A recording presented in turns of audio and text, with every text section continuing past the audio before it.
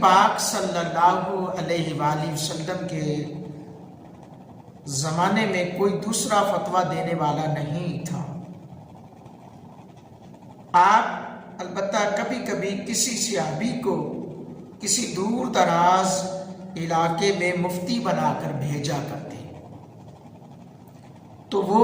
منصب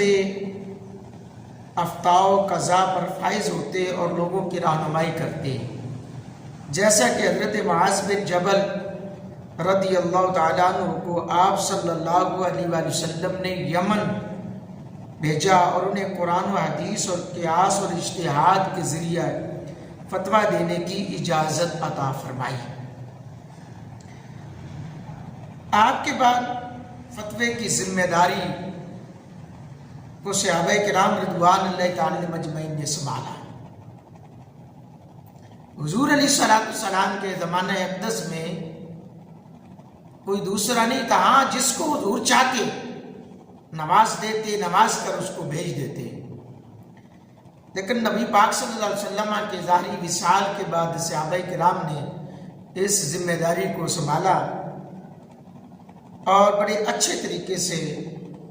ان کو سر انجام دیا۔ جو حضرات صحابہ فتویٰ دیا کرتے تھے ان کی مجموعی تعداد 130 سے بھی زائد ہے، جن میں مرد بھی شامل ہیں اور عورتیں بھی۔ پتہ چلا خالی مرد ہی نہیں دین کا علم حاصل کریں، عورتیں بھی دین کا علم حاصل کر سکتی ہیں اور دین کے علم پر اجتہاد بھی کر سکتی ہیں، فتویٰ نویسی بھی کر سکتی ہیں، لیکن پڑھا ہو تو۔ آج تو خواتین بھی اللہ ماشاءاللہ مفتی بنی ہوئی ہیں، کوئی بھی بات اپنے پاس سے کہہ دیتی ہیں، جی یہ ہمارے پیر نے کہا ہے، بس۔ وہ ڈھولکیاں بجانے والی بھی خواتین ہیں، وہ بس، بلکہ ایک تو خاتون کے بارے میں آیا کہ جی وہ بتاتے ہیں جی وہ اپنے پیر صاحب کی انہوں نے تصویر سامنے رکھی ہے اور وہ نماز پڑھتی ہیں، جی ہمارے پیر صاحب کی نماز تصویر ہے تو ہمارے تو دل میں بھی ہے، سامنے بھی ہے۔ تو خیر 130 سے بھی زائد فتویٰ دینے والے صحابہ اور صحابیات موجود تھیں، البتہ زیادہ فتویٰ دینے والے 7 تھے۔ حضرت عمر فاروق رضی اللہ تعالیٰ عنہ، حضرت علی المرتضیٰ